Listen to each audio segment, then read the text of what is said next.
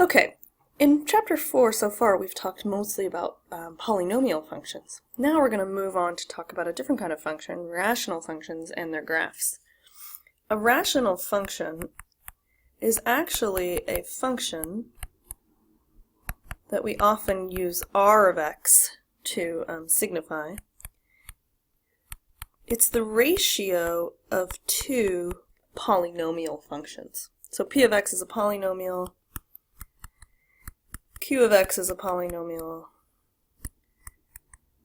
and of course q of x cannot be equal to 0, okay? Because it's in a denominator. The domain of all the polynomial functions we talked about is real numbers. But for rational functions, because the denominator can't equal 0, sometimes we have to exclude values of x from the domain of the function that would make that denominator 0. So I wonder how that would affect the graph. Let's take a look. So I'm going to use an example of a rational function, 1 over x squared minus 4. Okay? Now, I know that x squared minus 4 cannot equal 0, which means that x plus 2 times x minus 2 cannot equal 0, which further tells us that x plus 2 can't equal 0, and x minus 2 can't equal 0, so of course x can't equal 2, and x can't equal a negative 2, right? Okay, so our domain here for this function, right, is all real numbers except for 2 and negative 2. So all x such that x does not equal negative 2 or 2. Let's take a look at the graph to see what happens then if we don't have values there. Here I've graphed it on Google Graphs, and you can see that the function is going up and up and up and up and up and up over here, and then all of a sudden it jumps. Notice how the blue dot jumps down to here, right? That's because the function, as it, as x is getting, moving this way, it's getting closer and closer to some value. It never hits it, and as x is getting closer to x from this direction, it's getting closer to some y value also. It's looking a bit like maybe, I don't know, 2 perhaps? I'm sorry, negative 2 and 2, right? Well, so what we call those kind of spots where a rational function gets closer and closer to but never really attains that value, we call them vertical asymptotes. Vertical asymptotes. Now, when you have some kind of a graphing utility, graphing rational functions for you, it doesn't always show you those vertical asymptotes. When we're graph, we're going to show them with a dotted line. Okay? So what is a vertical asymptote? Well, it is a line, so we can say it's a vertical line. And of course, vertical lines have equations x equals a number.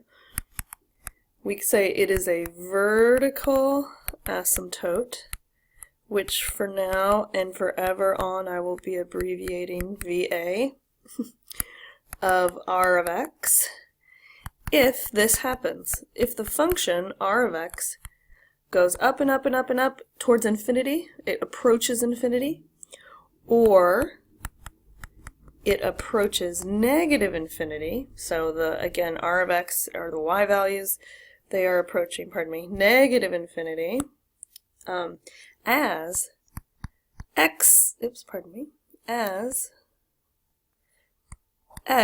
closer and closer to c. It can happen from the right on the graph or from the left.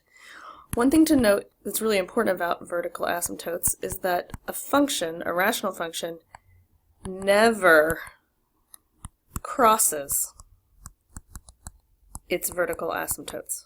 Okay? So, it gets closer and closer and closer, but it can never attain that value because at that value, at that y value, at that x value, that's not in the domain, right? There is no function value at that x. Okay?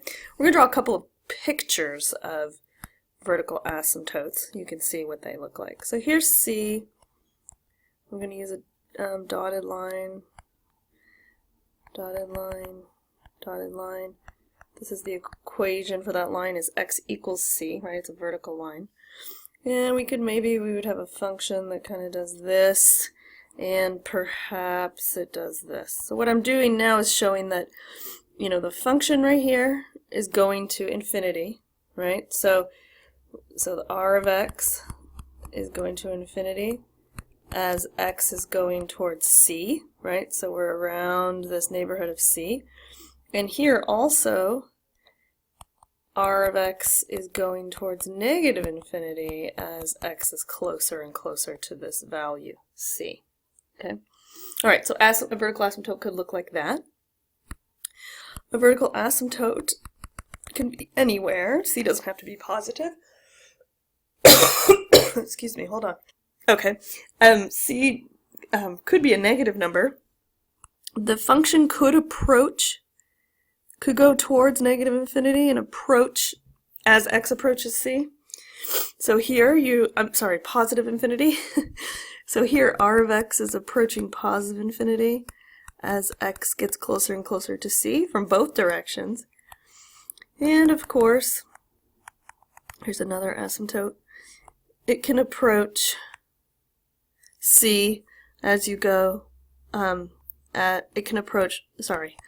of x can approach negative infinity as x approaches c, right? So they can go both ways, one way or the other way only. Okay. Some rational functions, so that's one thing we need to know about rational functions before we start graphing. Some rational functions are just transformations of functions that we already know. Let's take a look at, there's a couple of rational functions we already learned about when we talked about our library of functions. We're going to graph the function 2 minus 2 over x plus 1, right? It turns out that this is a transformation of the function 1 over x, right? How? Well, let's do some rewriting. First, the thing we're going to do is swap the spot of the terms. Then we're going to rewrite this first term as negative 2 times 1 over x plus 1, right? So now by looking here, we can see, oh look, here's our 1 over x, and we're doing some, applying some transformations, right? We're shifting 1 unit left. We're shifting 2 units up, 2 up. Here we are stretching vertically by a factor of 2. And here we are reflecting across the x-axis. Okay? So let's go through the steps of applying transformations to this rational function. Okay? And we're going to be keeping in mind the idea of the vertical asymptote as we do it. Because as the graph shifts, as the function shifts, the asymptote might shift too. Okay, so let's start with our original f of x equals 1 over x. So you got to recall that that function looks something like this, right? It goes through the point 1, 1, and, oops, negative 1, negative 1, right? And it has a vertical asymptote right here. It happens to be the y-axis, which has equation x equals 0. Now remember the order in which we apply? The very first thing we're going to do is reflect. So we're going to reflect over the x-axis. That's all we're going to do this time. So instead of having a point at 1, 1, we're going to have a point at 1, negative 1. And we're going to also have a point at negative 1, 1. Just, flipping these both over the x-axis. Our asymptote, our vertical asymptote, does not change, right? Because all we did was take a reflection. This function would be opposite of 1 over x. All right. The next thing we're going to do then is to stretch by a factor of 2, right? And remember what that does. It takes the y-coordinates of all the points and multiplies them by 2. So instead of having a point at 1, negative 1, it will be at 1, negative 2, because negative 1 times 2 is negative 2. And instead of at negative 1, 1, we'll have a point at negative 1, 2. Again, our asymptotes aren't going to change, so it's still going to approach the y-axis here. It just kind of gets a little bit taller, maybe. Okay, this function is f of x equals negative 2 over x. Okay, so we've done reflections and stretches. Now we're going to do our shift. Let's shift left 1 unit. So we're going to take our graph of minus 2 over x and shift it left 1 unit. So instead of having a point at negative 1, 2, we'll have a point at negative 2, 2. And instead of having a point at 1, negative 2, it'll be at, it'll be at 0, negative 2, shifting left. Right? And this time, our vertical asymptote also shifts 1 unit to the left. So this vertical asymptote, okay, so the new vertical asymptote now is going to have equation x equals negative 1. And so when we draw the function, we have to make sure that we are now showing that it approaches there. Okay, so this is the function f of x equals minus 2 over x plus 1. The very last thing we need to do is just to shift this graph 2 units up. Okay, so we're gonna, oops, my goodness, what's happening? There we go. Shift it